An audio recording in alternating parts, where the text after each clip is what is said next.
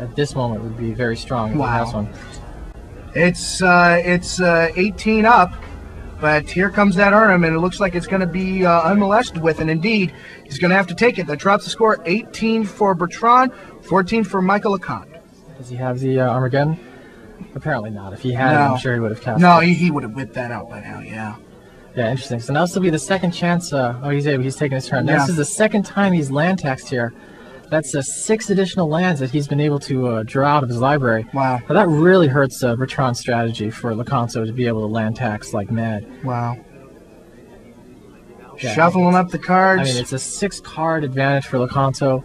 Also, later on in the game, it makes it so that his deck is thinner now, that it's just more chock full of good stuff. He's more likely to draw the swords and the Wrath of Gods that he needs to take out the Arnhem. Plus, I'm sorry, go ahead. Plus, it also really nullifies the effectiveness of the Armageddon. All right, there's 2, 2, and 2, and that's Wrath of God. That Arnhem Jin's going to go take a nap for a while. God is angry. Arnhem is dead. It's Lestray's turn. Score still 18-18? Yeah, no, it's 18-14. Yeah, it's 18-14 because he did get in an attack with that Arnhem. He still has no creature removal directly in his hand. God, those disenchants are just chalking up his hand. Yeah, he does have a counterspell. Well, that will be, and he does have the 2 blue. Right, which I'm sure he's saving up for either the Autumn Willow or Armageddon. Tapping a green. Looks like he's going to take a point off the brushland, a little painland action there. Definitely. Here comes a Whirling Dervish, and boy, tell us a little bit about the Whirling Dervish. We've heard so much about it. Well, the Whirling Dervish is especially strong against a black deck because it has protection from black. Right. But also, if it's left unmolested, the Whirling Dervish can grow to enormous proportions. Every time it attacks and is not blocked, it gets a +1/+1 counter, and he doesn't have anything in his hand to stop it right away. This Arnhem could potentially cause a lot of trouble for Loconto. Yeah, but Loconto is going to play a Mishra's Factory, hopefully deterring Lestray from attacking with that. But the scores right now, Lestray has 17 and Loconto has 14. Yeah, the Mishra will be able to block the Whirling Dervish, and since the Dervish is just a 1/1, and the Mishra, when activated, will be a 2/2, it should be able to take it down. All right, it's Loconto's turn. Loconto is going to... Swords to Plowshares. Lestray plays Swords to Plowshares on Loconto's Mishra's Factory, so that bumps up the score to 17-16, but the Dervish is going to attack, dropping it down to 17-15, I believe. Yeah, now the Dervish is a 2/2. Wow. So if he brings out another Mishra's Factory, it won't be able to successfully block. Michael sure could use a creature removal card at this point in the game, I'll tell you that. Yeah, if he doesn't draw something quickly, that Dervish certainly is going to be a lot of trouble. Oh, what was... That was. Oh, Armageddon, but it was counterspelled. Yeah, of course. He's got to. Oh, wow. That could have been the game right there. Certainly. That's the main reason the counterspells are in his deck, is to stop those must counterspell spells. Right. For Lestray, it's the Armageddons and the Autumn Willows. Right.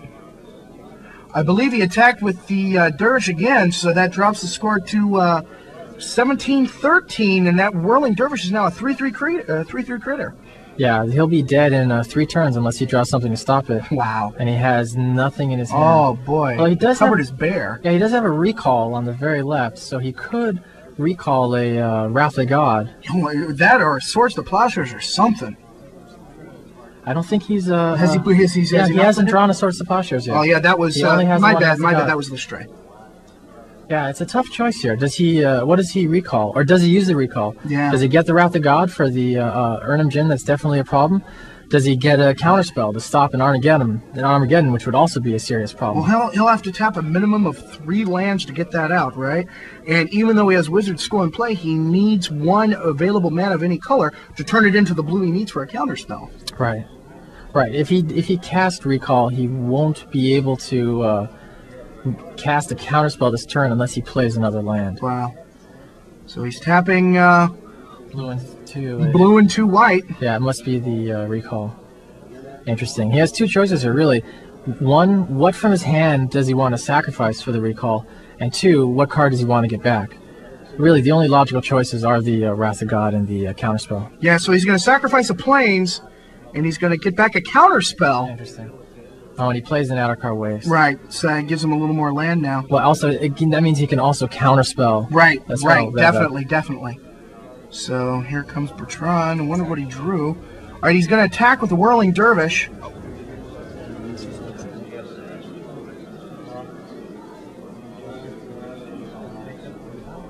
Wow. This game is definitely going a lot more rapidly.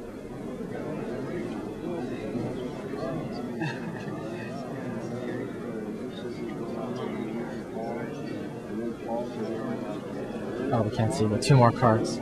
He has been able to millstone a lot more in this game than he was able to in the second. Wow.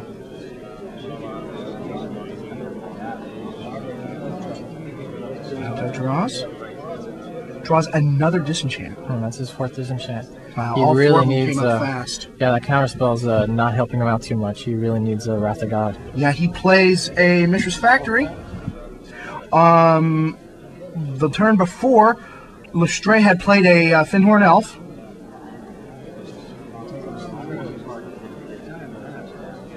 Now have you look at both. Ooh, it looks like he has an Armageddon in his hands. Swords, Plowshares, and an Armageddon. Wow. If he's able to successfully cast that Armageddon, that could definitely be game over. All right, both creatures attack. Yeah, Loconto has an interesting choice here. He can activate the factory, and it looks like that's what he's doing. And if he activates the factory, he has to choose which creature to block. If he blocks the Whirling Dervish, the factory will die, but it'll hold off the Dervish for a round, and the Dervish won't get bigger for a round. If he blocks the Elf, he can actually kill the Elf. It's 17-13 right now. And Bertrand just swords the Plowshares the factory. Oh, wow. So that means that both creatures will get through, unless, of course, Loconto chooses to use his counterspell to stop the swords. Now, would it be wise for him to use a counterspell at this point? Oh, that's tough. I mean, now Bertrand only has 1 card left in his hand. If that 1 card is an Armageddon, and we know it is, then he certainly wants to save the counterspell for that. Wow. But since he doesn't know what that card is, you know, counterspelling the swords will actually stop the factory to be able to block the Elf. And then the you know, he might have enough land to stop the Dervish next turn. Yeah, Michael Loconto simply does not know, and he's got to go with a gut call here. Is he going to counter it? This is a really tough choice. He's checking his graveyard here to see what spells he's already cast, to think about what he's likely to draw. He's only drawn so far the 1 Wrath of God. He has 3 more Wrath of Gods and 4 more Swords to Plowshares. Wow, that Wrath of God's not going to mean much if that Armageddon flies on the table, though. Yeah, he's asking Tom Wiley here about the Dervish, and if it's unblocked, does it go through and get another counter? Tom Wiley is the head judge for this one. Bill Rose sitting in on this one as the table judge. Yeah, Loconto also asked Tom Wiley that if he blocks with the Dervish, can he then pump it up to be 3/3 so that he could potentially block the Whirling Dervish? The thing is, if he since he just brought out the Mishra's Factory, he can't he can activate it to turn it into a creature to block, but since he just brought it out last turn, and he hasn't started a turn with it in play, he can't use it to pump itself up on this turn. He is going to counterspell the Swords to Plowshares.